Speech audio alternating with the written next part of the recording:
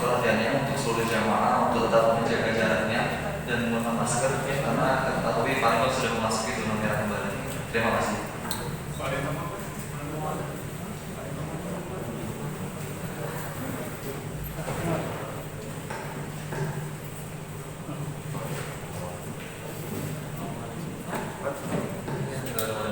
Alhamdulillahirrahmanirrahim. Wassalatu wassalamu ala rasulillah wa ala alihi wa ashabihi ajma'in. Kita lanjutkan pembahasan kita masih di hadis keempat dari kitab Syama'ilun Nabi sallallahu alaihi wasallam. Nanti kita membahas tentang bahwa rambut panjang adalah karena faktor budaya. Nanti berapa panjang karena faktor budaya.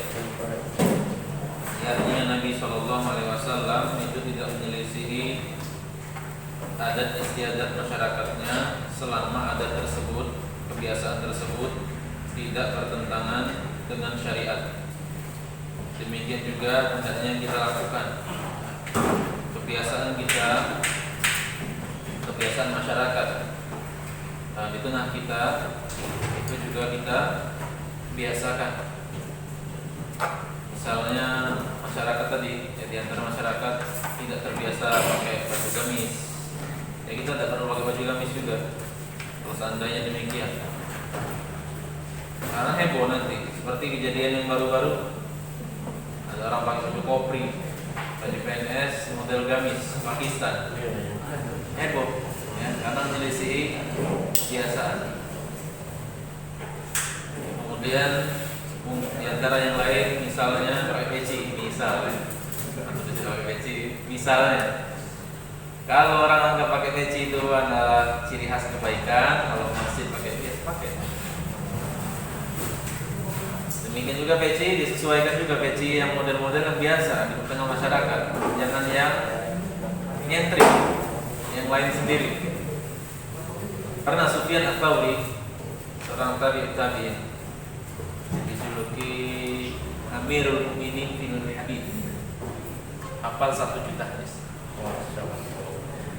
Itu pernah beliau masuk masjid, ya, pakai peci. Dilihat di masjid itu tidak ada peci yang model seperti peci dia. Dilepas, dilipat, masuk apa? Jadi kalau ada, jadi antara seperti ini mungkin antum bisa kembangkan sendiri dalam hal apa saja. Contohnya dalam hal seperti ini misalnya, untuk rapat RT misalnya, orang pakai biasa untuk pakai gamis misalnya, rapat RT. Atau orang peci hitam atau pakai peci model Taliban itu ada kan? Nah, itu orang nanti lain misalnya, ya. Kita jangan usahakan hal-hal yang tidak menyelisih masyarakat, hal-hal yang menjadi kebiasaan masyarakat dan itu tidak bertentangan syariat, kita cocoki. Ya. Karena kita ini banyak hal, kita ini masyarakat lakukan itu sebenarnya bertentangan dengan syariat. Ada lagi yang tidak ada tuntunan. Nah itu kita selisih, itu saja sudah buat orang aneh. Apalagi kita menyelisihi kebiasaan-kebiasaan yang memang itu tidak ada masalah secara syariat. Nah ini tentang rambut. Kemudian tentang botak. Lalu bagaimana dengan botak? Apakah botak itu diperbolehkan dalam syariat? Dalam syariat kita botak itu ada bermacam-macam hukum. Pertama, botak yang bernilai ibadah, gundul yang bernilai ibadah. Seperti saat haji, umroh, ya, akikah itu dibotak. Kemudian saat awal masuk Islam, ini dianjurkan, bernilai ibadah, berpahala. Botak dalam kondisi yang demikian, gundul kepala dalam kondisi 4 ini, berpahala. Ada gundul yang bid'ah. Seperti apa gundul bid'ah? Kalau dengan gundulnya ini dia meyakini ada unsur-unsur kezuhudan, unsur-unsur kesolehan. Ya. Dia meyakini, oh ini sebagai wujud kezuhudan, wujud ketawaduan, wujud kesolehan, botak, gundul. Ini gundul yang bid'ah. Ya, kalau orang berkeyakinan gundulnya seperti itu. Kemudian ada gundul yang terlarang, haram. Seperti gundul karena duka cita. Orang kadang-kadang sebagian wanita karena merata kemudian dia gundul kepalanya, atau karena berduka kalau mendalam kemudian dia gundul kepalanya. Ya. Demikian juga dengan laki-laki, kalau gundul tersebut karena alasan kekecewaan, ya, kesedihan dan lain-lain yang itu bertentangan dengan syariat, maka itu haram. Kemudian ada gundul yang mubah. Boleh saja gundul mubah. Gundul yang mubah yaitu gundul kalau pada gundul tersebut terdapat kemaslahatan, seperti orang putuan. Ya. Karena putu repot, mau dikasih obat-obat, udah hilang-hilang. Ya. Caranya gundul, hilang langsung. Itu boleh, dibolehkan. Kemudian misalnya mau operasi, ada suatu penyakit yang lain-lain pokoknya, itu diperbolehkan untuk gundul. Namun Nabi SAW dalam selebih itu, Nabi SAW itu tidak menggundul kepalanya kecuali dalam kondisi haji dan umroh. Selain itu beliau gundul. Ya. Kalau gundul karena pengen saja gundul, silakan. Ya. Mubah saja. Misalnya sekarang kan takut misalnya cukur rambut di tempat cukur rambut barbershop, takut, udah beli alat cukur sendiri gundul, boleh. Itu mubah. Kemudian hadis kelima.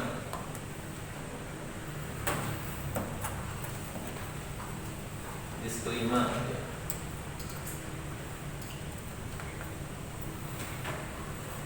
Haddatsana Muhammad bin Ismail. Muhammad bin Ismail ini siapa? Imam Bukhari. Yang ada tahu antum. Sebenarnya pengen cerita tentang rawi-rawi tadi hadis-hadis yang cuma antum nanti bingung cerita rawi-rawi dan tidak ketemu. Namanya cerita tentang nabinya. Ya, ini Muhammad bin Ismail itu Imam Al-Bukhari. Imam Bukhari itu lahir dalam keadaan buta. Didoakan ibunya sembuh. Dan doa itu berarti luar biasa. Doa itu luar biasa. Sesuatu yang tidak mungkin terjadi mungkin dengan doa. Apalagi doa itu.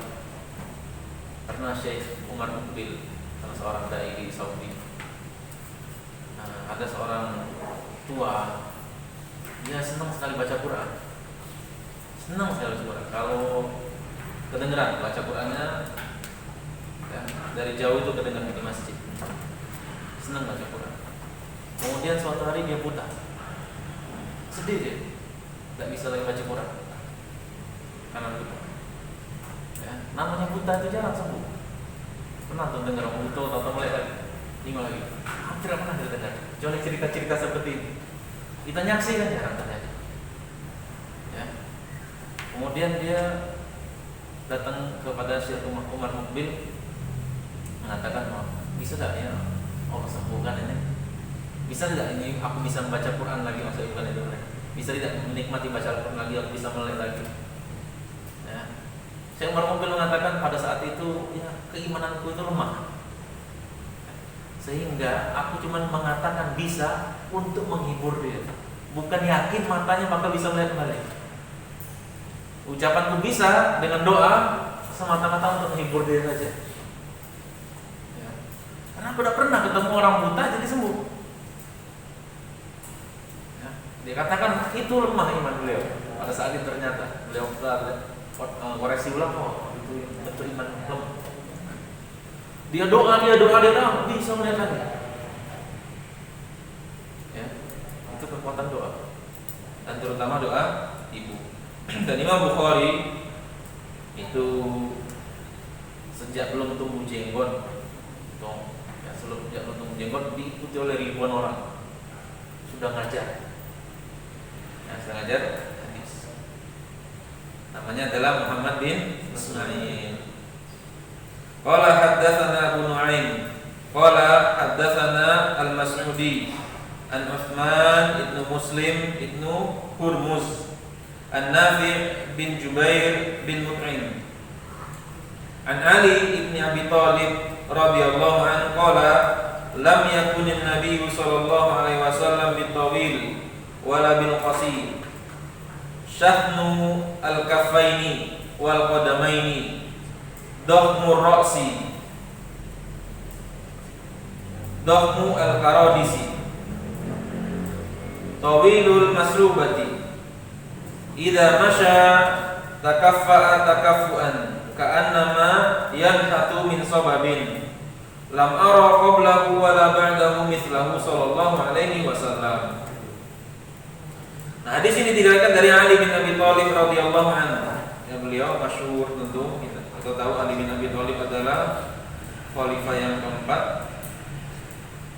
Ya, beliau di paling senang, panggilan yang paling senang adalah panggilan yang paling disenangi oleh beliau adalah Abu Turab, karena Nabi yang memberikan lakop kunyah tersebut. Ya, kunyah Abu Turab. Nah, Ali mengatakan Nabi SAW itu bukanlah seorang yang jangkung, bukan juga seorang yang pendek. Syahnu al-kaffaini wa qadamaini. Tangan beliau, telapak tangannya ini dan telapak kakinya tebal. Ya. Tebal itu bukan karena kapalan, ya. Bukan karena kapalan, karena tangan Nabi SAW lembut. Tangan Nabi Malik kalau tidak pernah megang sutra, baik sutra yang tipis maupun sutra yang tebal, atau sesuatu yang lebih lembut dari telapak tangan Nabi. Mungkin kadang kita salah mampu tebal yang tangannya, apalah mel. Asalnya kalau nyentuh. Nah ini dah beliau SAW itu tebal itu bukan karena kapal, memang tebal, tangannya tebal. Dan kaki beliau tebal, kakinya juga tebal. Dohmur roksi, kepalanya besar.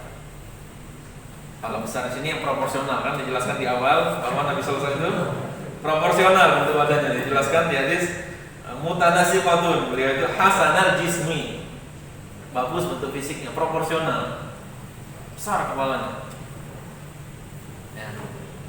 Bukan besar yang jelek seperti seperti orang hidrosipalus itu kan jelek. Tapi bukan seperti besar kepalanya, maksudnya besar yang normal. Dohmu al-karodisi, kemudian ruas tulang-tulang beliau itu besar. Ya, ini ruas-ruas pergelangan seperti ini. Tawilul masrubati, kemudian ada bulu panjang dari dada beliau sini sampai ke pusat. Bulu yang lembut, halus, kecil-kecil bulunya, halus-halus, itu memanjang. Idza masya takaffa takaffuan. Kalau berjalan beliau itu tegap sekali. Ka'annama yanhatu min sababin, seperti turun dari tempat yang tinggi. Nah, ini menunjukkan Nabi SAW itu jalan dengan jalan yang kokoh, bukan jalan orang yang malas, bukan jalannya nyeret. Adong jalan seret. Nah, itu jalan orang yang malas, yang sungkan-sungkan. Nabi dah jalannya tegak, mantap, tidak seret-seretan. Bahkan di sebagian tempat jalan seret itu termasuk jalan yang tidak sopan. Dan beliau jalan tegak, kemudian cepat. Dan cepatnya tadi saya katakan bukan cepat yang dibuat-buat. Memang jalan biasa saja sudah cepat. Para sahabat tuh kerepotan ikut Nabi jalan, ya. Karena cepat jalannya. Bukan karena ada sesuatu yang ingin diburu, bukan, memang cepat jalannya. Ini menunjukkan energi orangnya.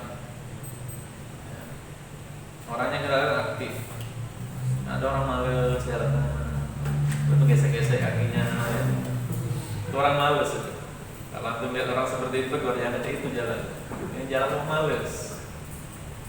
Ya. Antum juga jangan jalan seperti itu, ya. Diangkat kakinya, angkat kaki, jangan seret, ya. Sebagian orang kadang sepatunya cepat habis ya, karena jalannya diseret. Lam ara qablahu wa la ba'dahu mithlahu sallallahu alaihi wasallam. Kata Ali, aku tidak pernah melihat orang seperti beliau, baik sebelum bertemu beliau maupun setelah beliau wafat. Aku tidak pernah melihat orang seperti beliau.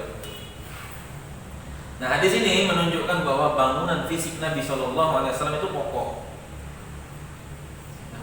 Bangunan fisiknya kokoh Nabi itu. Ya. Kepalanya besar. Ada orang kan kita lihat orang Arab itu.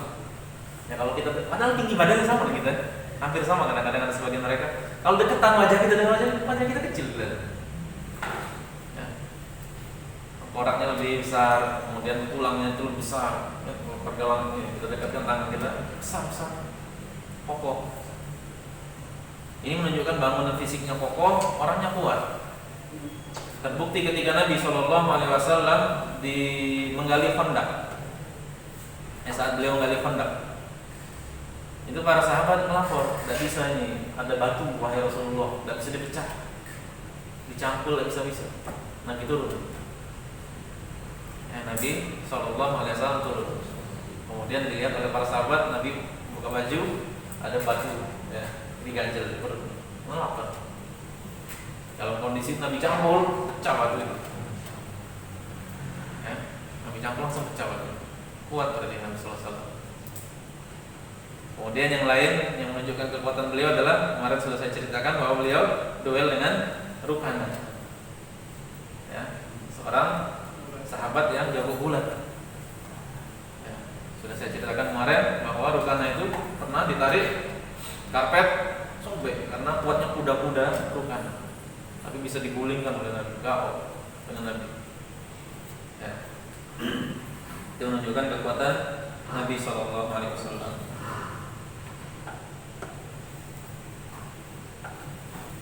Ya, hadis berikutnya ini begitu panjang. Hadis ke-6, Haddatsana Sufyan bin Waqi', Haddatsana Abi Anil Mas'udi bihadzal isnad nahwahu bimakna. Dengan sanad demikian dan maknanya kurang lebih seperti itu.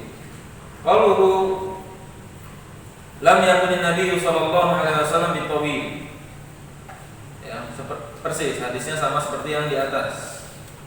Ini syarahnya berarti.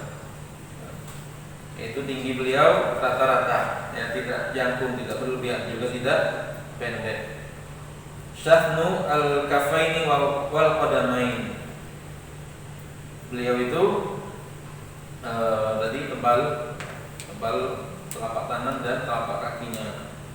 Kata Anas bin Malik tadi, wala masistu khazzan wala hariron. Aku tidak pernah memegang sutra yang tebal maupun sutra yang tipis. Wala syai'an kana alyanu min kaffi Rasulillah sallallahu alaihi wasallam. Atau sesuatu yang lebih lembut dari telapak tangan Rasulullah sallallahu alaihi wasallam. Wa kanat yadahu alyanu minal harir.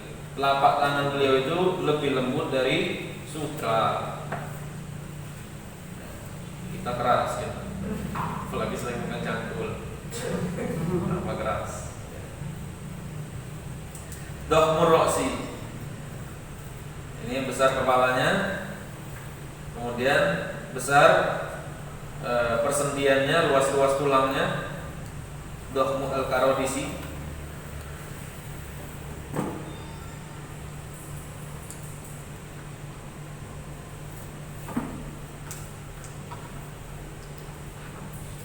Kemudian panjang, tawil masrubah.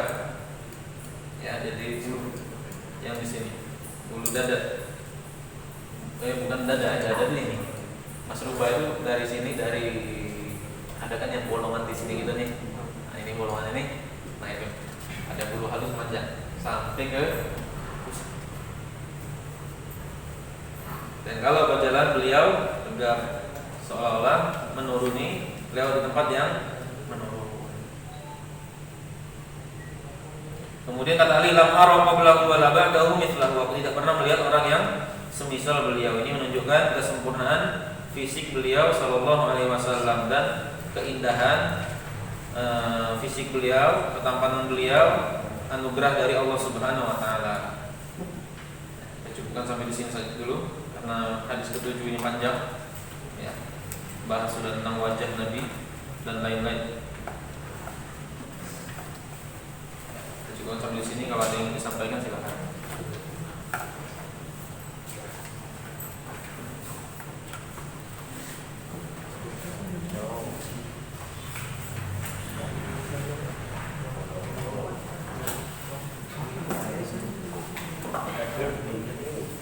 Assalamualaikum warahmatullahi wabarakatuh. Ustaz.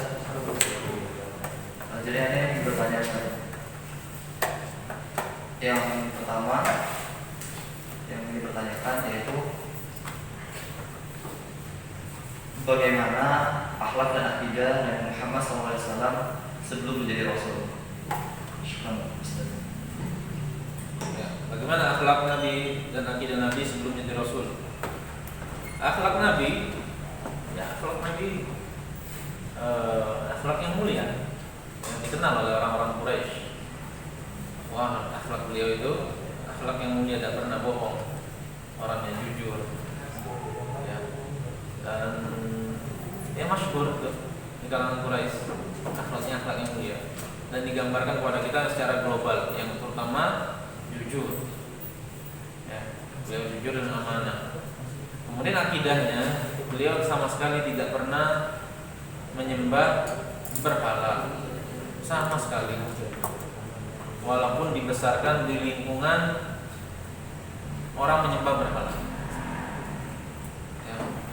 Cuman pengenalan beliau terhadap Allah Subhanahu wa taala adalah pengenalan yang global. Ya, Allah Subhanahu wa taala berfirman, "Wa wajadaka dhalan fahada." Kami dapat engkau dalam kondisi tidak tahu. Bukan sesat di situ. Nabi sesat bukan. Nabi tidak tahu. Fahada, kami berikan engkau petunjuk.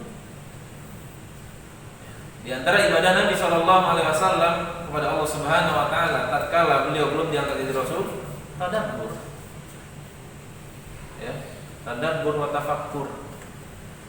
Beliau menyendiri merenungi penciptaan Allah Subhanahu wa taala, merenungi keagungan Allah Subhanahu wa taala. Adapun yang rinci tidak tahu. Ya. Pengenalan secara rinci tidak tahu. Sampai beliau dapat wahyu. Makanya kata Allah fahada. Ya. Dirinci cara beribadah kepada Allah seperti ini, seperti ini, seperti ini. Dan beliau sallallahu alaihi wasallam tidak pernah menyembah berhala sama sekali. Ada beberapa sahabat yang sama sekali tidak pernah menyembah berhala. Di antaranya Abu Bakar As-Siddiq. Abu Bakar As-Siddiq itu beda 3 tahun dengan Nabi usianya. Ya, beda 3 tahun. Pergaulannya luas. Orang-orang kenal dengan Abu Bakar. Bukan cuma di Mekah, di luar Mekah orang kenal dengan Abu Bakar. Ya. Tapi Abu Bakar As-Siddiq tidak pernah nyembah berhala sama sekali. Tidak pernah nyembah berhala sama sekali. Kemudian yang lain tidak pernah nyembah berhala adalah Utsman bin Affan. Abu Bakar, Utsman itu tidak pernah minum khamr. Tidak pernah minum khamr. Untuk bayangkan tidak pernah minum khamr di zaman itu. Seperti orang Palembang tidak pernah makan cuko. Tidak pernah minum cuko. Ya karena masyarakat orang itu pasti minum khamr. Pasti orang minum khamr di zaman itu. Apa-apa tamu datang disuguhi khamr. Suguhan khamr. Kalau itu kan ngeteh. Nah, temo ini hanya ngomong kan ini khamr, sebuah sehingga langka sekali orang tidak minum khamr. Utsman tidak minum khamr, atau dia minum khamr itu merusak akal, hilangkan wibawa. Kata Utsman itu sedang menjahili. Ya kata Utsman, ya kenapa tidak hilang wibawa? Orang kalau minum khamr kan ngomongnya ngelantur, jalannya sempoyongan, hilang wibawa. Ditanya ini jawab ini, gak nyambung. Nah hilang nih bawah. Tidak mau Utsman. Nah apalagi seorang yang ditunjuk jadi seorang Rasul, lebih mulia lagi, tidak pernah beliau melakukan yang demikian. Walaupun beliau tokoh, bapak beliau ya sudah meninggal, ibunya sudah meninggal, dibesarkan oleh pamannya Abu Thalib. Kemudian ya, Abu Thalib ini penyembah berhala, bahkan tokohnya tidak terpengaruh dengan kehidupan seperti itu, dijaga oleh Allah Subhanahu Wa Taala. Jadi antara akidah dan akhlak Nabi Shallallahu Alaihi Wasallam.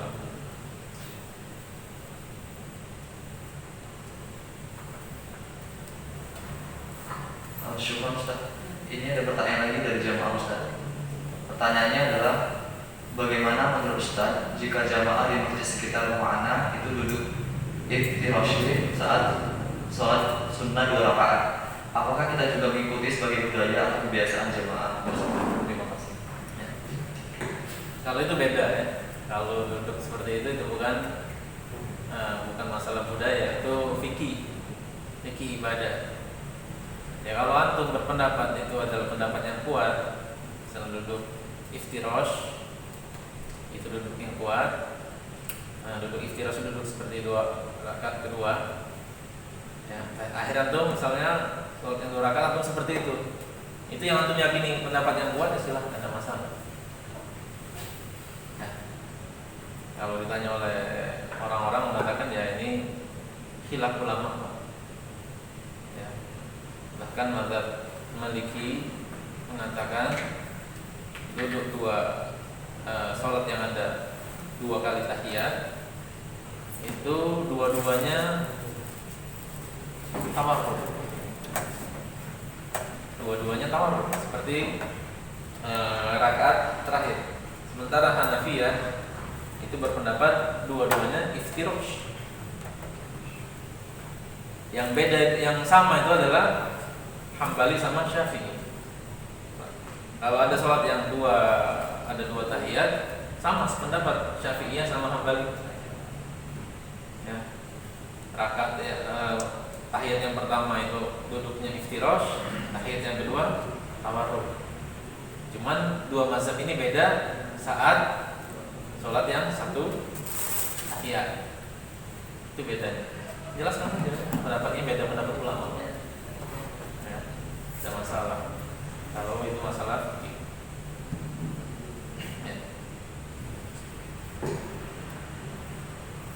Syukran Ustaz. Ini ada lagi pertanyaan dari jamaah.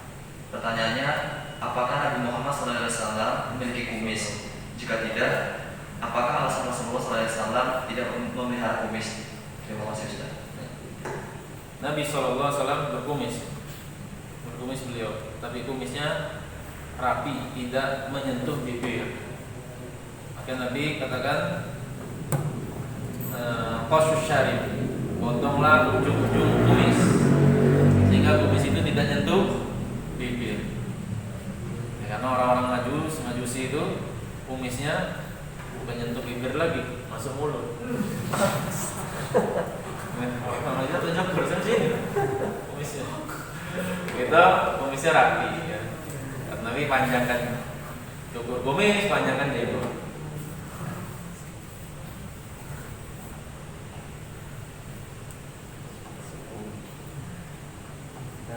Ya bisa langsung lihat dulu, mungkin antum pernah zaman dulu nonton film India kan? Mulut masuk.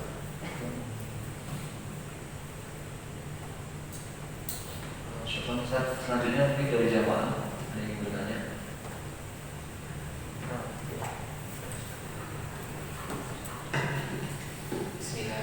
Ustaz, apakah ada di zaman Nabi SAW ketika itu para sahabiat ataupun umahat di zaman itu terkena fitnah dengan keparasan tampanan Nabi SAW seperti Nabi Yusuf AS?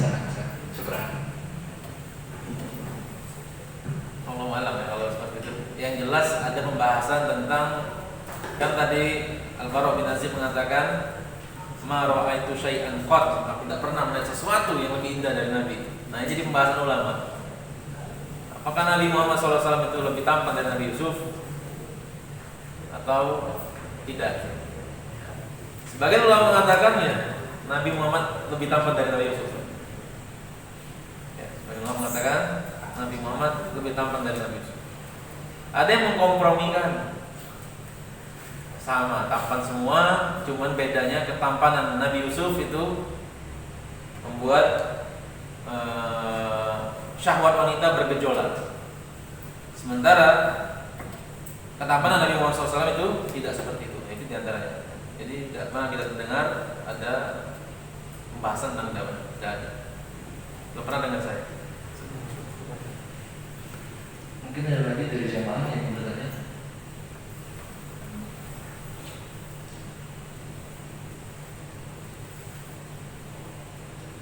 Masih ada?